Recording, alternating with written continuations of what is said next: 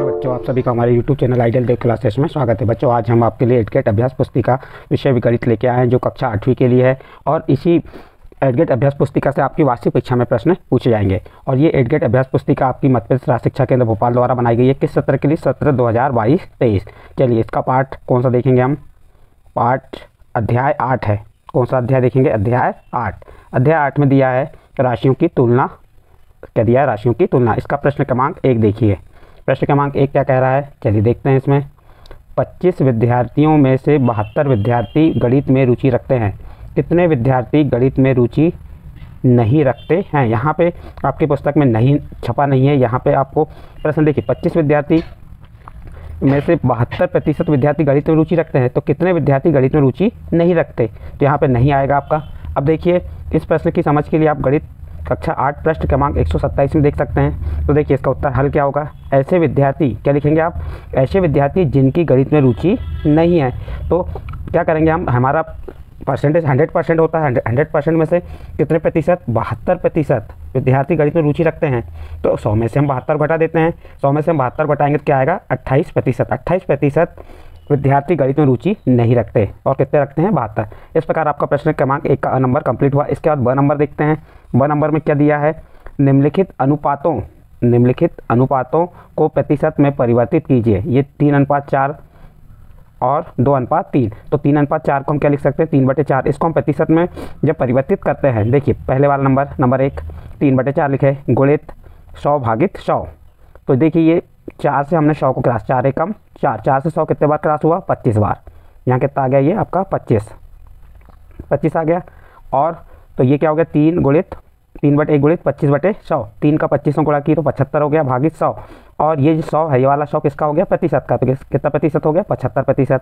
इसी प्रकार second number वाले को हल करेंगे। 2/3 गुणित 100/100। 2/3 गुणित 100/100 बराबर, देखो 2 का 100 में गुणा की तो कितना हो गया? 200 भागित 3 भागित 100। और 200 3 का भाग 100 में देंगे तो कितना आएगा? 66 सही 2/3। और ये प्रतिशत किसका? ये 100 कहाँ गया? तो 100 का प्रतिशत आ गया। तो इस प्रकार से ये इसके ब नंबर के जो अनुपात वाले प्रश्न से जिन्हें प्रतिशत में परिवर्तित करना था, आपको यहाँ परिवर्तित करके हमने बता दिया है। नेक्स्ट अगला प्रश्न देखते हैं, प्रश्न नंबर 2। प्रश्न नंबर 2 में क्या कह रहा है? एक फुटबॉल टीम ने कुल जितने मैच खेले उनमें से 10 में जीत हासिल की। यदि उनकी जीत का 40% था, यदि उनकी जीत का प्रतिशत 40 था, तो टीम ने कुल कितने मैच खेले? प्रश्न एक बार रिपीट करते हैं। एक फुटबॉल टीम ने कुल जितने मैच खेले उनमें से 10 में जीत हासिल की। यदि उनकी जीत का प्रतिशत 40 था, तो उस टीम ने कुल कितने मैच खेले? तो हम यहाँ मान लेते हैं, माना फुटबॉल टीम ने कुल x मैच खेले। कितने मैच खेले? x मैच खेले। तो किसका? x का 40%। 40% है ना ये, तो x का क्या होगा? 40%। और कितने जितने मैच खेले? कितने मैच खेले? 10 मैच खेले, तो बराबर 10 का अर्थ होता है गुणा। तो x गुणित 40/100। 100 कहाँ का आ गया? ये प्रतिशत का क्या हो गया? 100 बराबर 10। तो x बराबर ये 40/100 को हम क्या करेंगे? पक्षांतर कर देंगे। तो ये 10 लिखे। अब जब 40/100 को पक्षांतर करेंगे तो 100/40 आएगा। जो क्रॉस होता है उसे क्रॉस कर दीजिए। देखिए, ये 1 0 से 1 0 क्रॉस हुआ। और 4 का भाग किस में दी? 4 एकम 4। 4 का भाग 100 में दी, कितने बार गया? 25 बार। 4 दूनी 8, बच गया कितना? 2 4 5 20। कितने बार गया? 25 बार। तो x बराबर क्या आ गया? ये 25। तो अतः कुल 25 मैच खेले। कितने मैच खेले उन्होंने? 25 मैच। इस प्रकार प्रश्न नंबर 2 कंप्लीट। इसके बाद प्रश्न नंबर 3 देखिए। प्रश्न नंबर 3 में कह रहा है, 840 रुपये अंकित मूल्य वाली एक वस्तु 714 में बेची जाती है, तो बट्टा और बट्टा प्रतिशत कितना है? क्या निकालना है आपको? बट्टा भी निकालना है और बट्टा प्रतिशत निकालना है। तो देखिए बच्चों, यहाँ पे क्या दिया? अंकित मूल्य क्या दिया है? अंकित मूल्य है 840। और कितने में बेचा? 714 में बेचा। तो जो बुकों में या कहीं पे भी जो बुक रहता है ना, अंकित मूल्य क्या रहता है? 840। और हम जब बुक को खरीदते हैं, दुकानदार से बोलते हैं ये बुक कितने की है, तो दुकानदार कहता है 714 रुपये की। तो आपको कितने पे बट्टा मिला? बट्टा यानी छूट कितनी मिली और कितने प्रतिशत छूट मिली? तो कैसे निकालेंगे? देखिए, सबसे पहले बट्टा निकाल लीजिए। बट्टा का सूत्र क्या है? अंकित मूल्य ऋण विक्रय मूल्य। यहाँ अंकित मूल्य कितना है? 840 और विक्रय मूल्य कितना है? 714। तो 840 में से 714 घटाए कितना आ गया? रुपये 126। यानी हमें बट्टा कितना मिल गया? बट्टा मिल गया 126 रुपये। अब क्या निकाल लेंगे? बट्टा प्रतिशत। तो बट्टा प्रतिशत का सूत्र क्या होता है? बट्टा भागित अंकित मूल्य गुणित 100। तो देखिए, 126 भागित 840 गुणित 100 प्रतिशत। तो अब इसको हमने क्रॉस किए, शून्य शून्य क्रॉस कर दीजिए। क्रॉस करने के बाद जब इसमें हमने गुणा भाग किए तो क्या आया हमारा 15%। तो यहाँ पे क्या आ गया आपका बट्टा कितना आ गया, बट्टा प्रतिशत 15%। तो आप बता देंगे बट्टा हो गया 126 और बट्टा प्रतिशत 15। इस प्रकार से आपका प्रश्न नंबर 3 कंप्लीट। अगला प्रश्न देखते हैं, प्रश्न नंबर 4। एक अलमारी 5% बट्टे पर 5225 रुपये में बेची जाती है। अलमारी का अंकित मूल्य ज्ञात कीजिए। क्या ज्ञात करने को है, अलमारी का अंकित मूल्य ज्ञात करने को है। तो हम जो जो दिया है उसे लिख लेते हैं, पहले हल लिखेंगे। हल लिखने के बाद विक्रय मूल्य कितना है हमारा, ये 5225, बट्टा प्रतिशत कितना है 5 है, और क्या ज्ञात करना, अंकित मूल्य। अंकित मूल्य का सूत्र क्या होता है, 100 भागित 100 ऋण बट्टा गुणित विक्रय मूल्य। 100 भागित 100 ऋण बट्टा कितना है 5, ये बट्टा 5 लिख दिया, और विक्रय मूल्य कितना है 5225, ये हमने 5225 लिख दिए। अब 100 भागित 95, ये 100 में से 5 को घटाया कितना आ गया 95 गुणित 5225। जब 95 का भाग हम 5225 में देंगे कितने बार जाएगा, 55 बार। अब क्या हर में कुछ बचा क्या, नहीं। अब अंश का गुणा कर दीजिए, 100 गुणित 55। 100 का 55 में गुणा की तो कितना आ गया 5500 रुपये। तो इस प्रकार ये 5500 रुपये क्या हो गया, अंकित मूल्य। ये हमारा अंकित मूल्य क्या हो गया। प्रश्न नंबर 4 कंप्लीट। नेक्स्ट अगला प्रश्न देखते हैं, प्रश्न नंबर 5। प्रश्न नंबर 5 में क्या कहा है, 5%। इसमें क्या कहा है देखिए, 5% वार्षिक, ध्यान दीजिएगा प्रश्न पे क्या कह रहा है, 5% वार्षिक दर। दर कैसी है, वार्षिक। 1500 रुपये का 2 वर्ष के अंत में ब्याज और भुगतान की गणना की जाने वाली है। कुल राशि ज्ञात कीजिए। क्या ज्ञात करना है, कुल राशि। देखिए 5% वार्षिक दर है और इसमें मूलधन कितना है 15,000 रुपये। अब इसमें कितने वर्ष के लिए, 2 वर्ष के लिए। तो हम क्या ज्ञात कर लेंगे, ब्याज और भुगतान की जाने वाली कुल राशि क्या कहलाएगा, मिश्रधन। यानी कि हमें यहाँ पे साधारण ब्याज और मिश्रधन ज्ञात करना है। चलिए कैसे निकालते हैं देखते हैं। मूलधन कितना दिया है, यहाँ मूलधन दिया है 15,000 रुपये। ये जो रुपये 15,000 ये क्या है, मूलधन है। 5 क्या है, दर है, और 2 वर्ष समय। तो मूलधन कितना है हमारा 15,000 रुपये, समय कितना है 2 वर्ष, और दर कितनी 5%। साधारण ब्याज का सूत्र क्या होता है, मूलधन गुणित दर गुणित समय के बटे 100। मूलधन रख दिया हमने 15,000, दर कितनी हो गई 5, समय हो गया 2 भागित 100। ये 2 शून्य से 2 शून्य कैंसिल हो गए, तो क्या बचा यहाँ पे 150 गुणित 5 गुणित 2। अब 150 गुणित 5 गुणित 2 इनका गुणा किए तो कितना आ गया, ये 1500 रुपये। 5 दून 10 और 10 का 150 में गुणा किए तो 1500 रुपये। तो 1500 रुपये क्या आ गया आपका, साधारण ब्याज आ गया। ये आ गया साधारण ब्याज। अब क्या करेंगे, हमें भुगतान की जाने वाली कुल राशि। तो जो कुल राशि कैसे ज्ञात करेंगे, हमारे जो मूलधन है, मूलधन में ब्याज को जोड़ देंगे तो हमें कुल राशि मालूम हो जाएगी। कुल राशि यानी मिश्रधन। तो मूलधन धन ब्याज, मूलधन कितना है 15,000 और ब्याज कितना है 1500, दोनों को जोड़े कितना आ गया 16,500 रुपये। तो ये भुगतान की जाने वाली कुल राशि कितनी हो जाएगी, 16,500 रुपये। नेक्स्ट अगला प्रश्न देखते हैं। नेक्स्ट प्रश्न क्या है आपका, नेक्स्ट प्रश्न नंबर 6। वर्ष 1997 के अंत में किसी शहर की जनसंख्या 20,000 थी, उसमें 5% वार्षिक दर से वृद्धि हुई। तो वर्ष 2000 के अंत में उस शहर की जनसंख्या ज्ञात कीजिए। देखिए 1997 के अंत में किसी शहर की जनसंख्या कितनी थी, 20,000। अब उसमें कितने प्रतिशत, 5% वार्षिक दर, यानी एक वर्ष वार्षिक दर, प्रति वर्ष कितनी दर, 5% दर से क्या हो रही, वृद्धि हो रही है। कब तक हो रही है, वर्ष 2000 तक। तो 2000 के अंत में उस समय की जनसंख्या ज्ञात करना है। तो अब हमें यहाँ पे जो जनसंख्या ये 20,000, ये क्या हो जाएगी हमारी मूलधन। दर कितनी है 5%, और समय कितना हो जाएगा 3 वर्ष। अब 3 वर्ष क्यों हो रहा है, 98, 99, 2000, तो ये 3 वर्ष हुए क्या नहीं, तो समय कितना हो गया 3 वर्ष। तो मिश्रधन क्या हो जाएगा, हम पहले क्या निकाल लेंगे, मिश्रधन निकाल लेंगे। मिश्रधन हमारा का सूत्र क्या होता है, पी मीन्स होता है मूलधन 1 धन r के बटे 100 पूरे की घात n। यहाँ पे r क्या है दर, n है समय, और p क्या है मूलधन। अब मूलधन रख दी यहाँ पे 20,000, ये रख दी 1, दर कितनी हो गई r बराबर 5 भागित 100 और n कितना हो गया 3। अब देखिए हम इसे हल करते हैं, ये 20,000। अब इसका हम क्या ले लिए, कोष्टक के अंदर जो संख्या इसका लघुत्तम लिए, लघुत्तम कितना आ गया 100। तो 100 एकम 100 धन 5 बटे 100 पूरे की घात 3। 100 में 5 जोड़े कितना हो गया 105 भागित 100 पूरे की घात 3। अब ये 105 बटे 100 को कितने बार लिख देंगे, 3 बार, क्योंकि उसकी घात 3 है। तो 20,000 गुणित 105 गुणित 105 बटे 100 गुणित 105 बटे 100, इसको 3 बार लिख दिए। अब देखिए जो शून्य यहाँ पे कितने शून्य, 4 शून्य। तो ये 2 शून्य से ये 2 शून्य कैंसिल, ये 2 शून्य से ये 2 शून्य कैंसिल। अब बच गया क्या, 2 गुणित 105 गुणित 105 गुणित 105 बटे 100, ये लिख दी हमने। अब इनका हमने क्या कर दी, चारों का गुणा करें तो कितना आ गया, ध्यान दीजिए इसमें गुणा करने पे कितना आएगा, 23,15,250, और इसमें 100 का भाग दे दीजिए। किसका भाग देंगे, 100 का भाग देंगे। तो यहाँ पे कितने शून्य, 2 शून्य, तो ऊपर 2 संख्या बाद दशमलव लगा दीजिए। तो 1-2 संख्या बाद यहाँ दशमलव लग जाएगा, तो कितना आ जाएगा 23,152.5। ये क्या हो गया आपका मिश्रधन ज्ञात हो गया, यानी कि 2 वर्ष 2000 के अंत में उस शहर की जनसंख्या कितनी हो जाएगी? 23,150.5, या इसको आप क्या करेंगे 23,153 भी मान लेंगे। तो इस प्रकार से ये क्या आ गई आपकी वर्ष 2000 के अंत में उस शहर की जनसंख्या। प्रश्न नंबर 6 कंप्लीट। इसके बाद नेक्स्ट अगला प्रश्न देखते हैं। प्रश्न नंबर 7 क्या कह रहा है? प्रश्न नंबर 7 में कह रहा है आरिफ ने एक बैंक से 80,000 का कर्ज लिया। यदि ब्याज की दर 10% है तो 1.5 वर्ष पश्चात उसके द्वारा भुगतान की जाने वाली राशि ज्ञात कीजिए। 1.5 वर्ष पश्चात भुगतान की जाने वाली राशि यानी क्या कहलाएगा? मिश्रधन। यदि ब्याज वार्षिक संयोजित है, वार्षिक संयोजित यानी कि 1 वर्ष वार्षिक है, यहाँ पे ब्याज की दर क्या है? गणना कैसे करना है? वार्षिक करना है। तो चलिए सबसे पहले हम ये जो 80,000 रुपये ये क्या है? हमारा मूलधन। 10% क्या है? दर है। और 1.5 वर्ष क्या है? समय। तो ये हमने लिख दी मूलधन, दर और समय।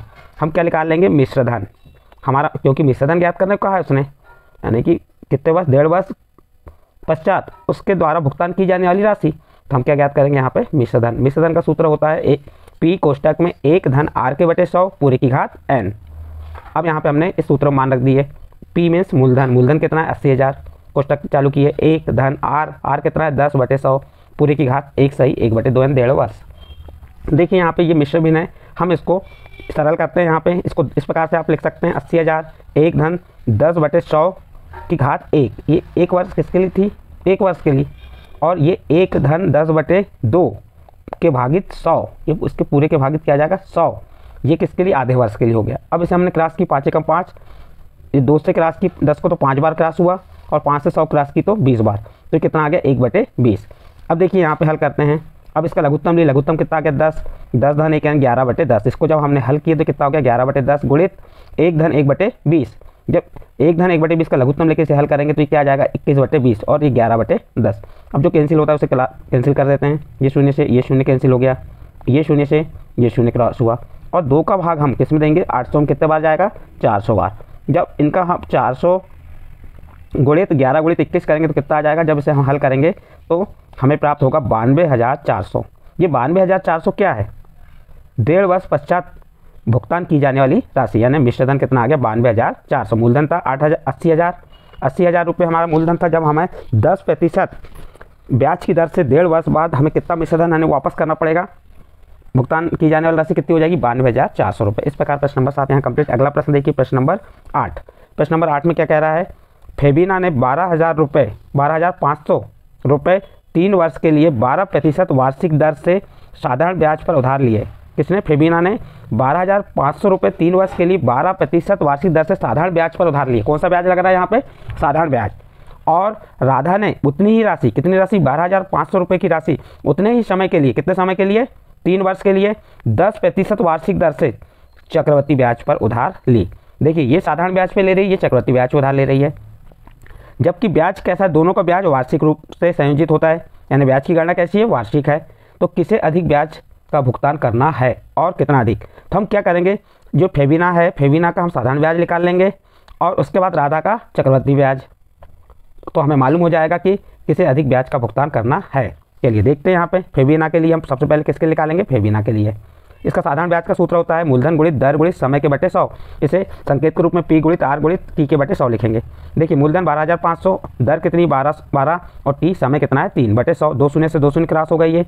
125 गुणित 12 गुणित 3 जब इसका गुणा किया तो कितना आ गया? 4,500 रुपये। 4,500 रुपये क्या आ गया? फेबिना के लिए साधारण ब्याज आ गया। अब किसके लिए निकाल लेंगे? राधा के लिए।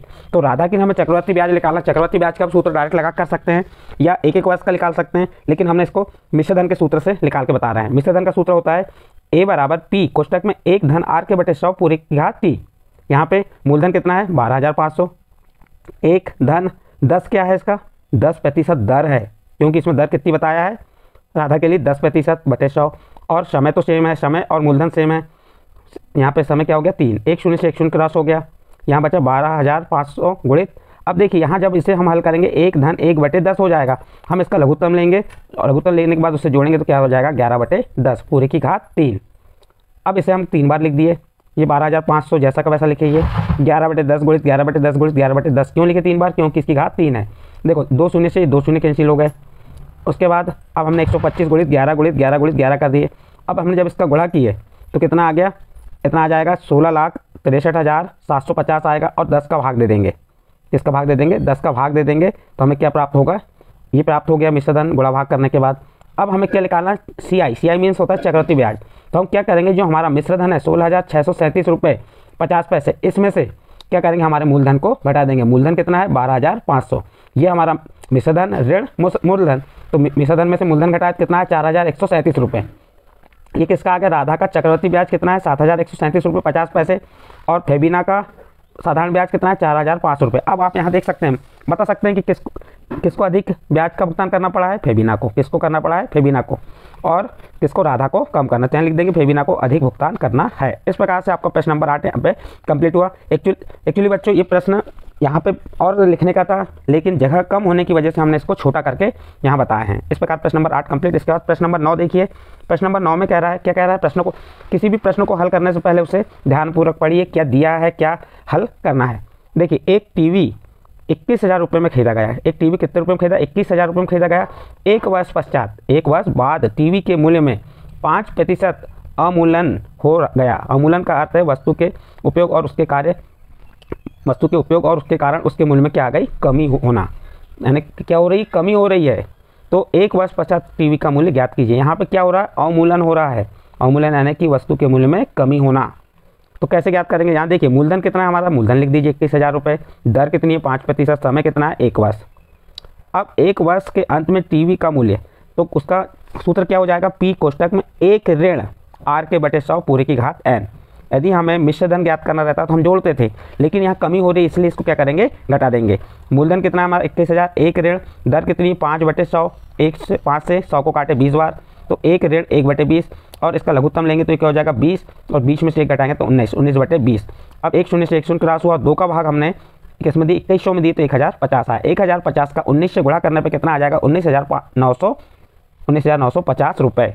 ये 19,950 रुपये क्या हो जाएगा, 1 वर्ष पश्चात टीवी का मूल्य यानी कि कम हो जाएगा। पहले कितना था, 21,000 रुपये था, और 1 वर्ष बाद 5% अवमूल्यन से कितना हो गया, 19,500 रुपये। तो इस प्रकार से ये आंसर आ गया इस प्रश्न का। इसके बाद प्रश्न क्रमांक 9 के बाद नेक्स्ट अगला प्रश्न आता है, अंतिम प्रश्न है प्रश्न क्रमांक 10। प्रश्न क्रमांक 10 क्या कह रहा है, देखते हैं चलिए। यदि राजा 4,096 रुपये 18 महीने के लिए 12.5% वार्षिक दर पर उधार देता है। यदि राजा 4,096 रुपये 18 महीने के लिए 12 सही 1/2 12.5% वार्षिक दर पर उधार देता है, और ब्याज अर्धवार्षिक संयोजित होता है। और ब्याज कैसा हो रहा है, अर्धवार्षिक। अर्धवार्षिक यानी 12 माह का आधा, 6 माही है। तो ज्ञात कीजिए कि राजा कुल कितनी राशि प्राप्त करेगा। तो सबसे पहले तो हम यहाँ पे जो दिया है उसे लिख लेते हैं। क्या दिया है, मूलधन कितना दिया हमारा 4,096, समय कितना दिया n 18 महीने। अब ये 18 महीने कैसा है, वार्षिक है। अब इसको हम क्या करेंगे, अर्धवार्षिक। अर्धवार्षिक करेंगे तो 3 अर्धवार्षिक होंगी। 3 अर्धवार्षिक यानी कि एक अर्धवार्षिक में 6 माह होते हैं, तो 3 अर्धवार्षिक में बाद 18 माह। अब 18 माह को हमने काय बदल दी, अर्धवार्षिक बदली, तो कितना हो गया, 3 अर्धवार्षिक। इसी प्रकार दर क्या हो जाएगी, 12 से 1/2% है। देखिए समय क्या होता है, दुगना होता है, और दर क्या होती है, आधी होती है। तो अब दर को आधी कर देंगे हम। ये मिश्र भिन्न को हम साधारण भिन्न बदले, तो 12 × 24 1 और 1 25/2। ये क्या हो गया, इसका साधारण भिन्न हो गया, और इसको आधी कर दी तो 1/2 का गुणा कर दिए, तो 25/4%। 25/4% क्या आ गई, दर आ गई हमारी। अब हम मिश्रधन का सूत्र लगा देंगे। मिश्रधन का सूत्र क्या होता है, A = P कोष्टक में 1 धन R/100 पूरे की घात n। अब यहाँ पे हम क्या करेंगे, ये हमारा क्या आ गया, 4,096 रुपये क्या है, मूलधन 1, और हमारी दर कितनी है, 25/4 गुणित 100 पूरे की घात 3। अब इसे हमने हल किए, देखो 25 से कम 25, 25 चौके 100, तो हर अंश में 1 आ गया, और 4 गुणित 4 पूरे की घात 3। अब क्या करेंगे, 4,096 गुणित 1 धन 1/16, 4 का 4 में गुणा की 16 आ गया। अब इसका लघुत्तम लेंगे, 16 आ जाएगा, और 16 कम 16 और धन 1, 16 में 1 जोड़े 17, 17/16 पूरे की घात 3। अब इसे हम हल करेंगे। देखिए हल करने पे क्या आता है, यहाँ पे 4,096 17/16 की घात 3 है, तो इसको हम 3 बार लिख दिए, और इसे क्रॉस करेंगे हम। 16 एकम 16, 16 से 4,096 कितने बार कटा, 256 बार, और फिर 16 एकम 16, 256 कितने बार कट गया, 16 बार। 16 एकम 16, तो ये कितना आ गया, बचा क्या, 17 गुणित 17 गुणित 17। 17 का 3 बार जब हम गुणा करेंगे तो कितना प्राप्त होगा, 4,913। तो ये 4,913 रुपये क्या है, क्या ज्ञात करने को कहा था हमें, 4,913। ये है राजा कुल कितनी राशि प्राप्त करेगा, तो ये राजा कुल 4,913 रुपये राशि प्राप्त करेगा। इस प्रकार से यहाँ पे आपका प्रश्न नंबर 10 और इस पाठ अध्याय 8 का अंतिम प्रश्न कंप्लीट होता है। बच्चों हमने आपको गणित के कुछ महत्वपूर्ण प्रश्न समझाए। ये प्रश्न यदि आपके समझ आए हैं तो आप हमारे चैनल आइडियल देव क्लासेस सब्सक्राइब कीजिए, लाइक कीजिए एवं अन्य ग्रुप में शेयर जरूर कीजिए।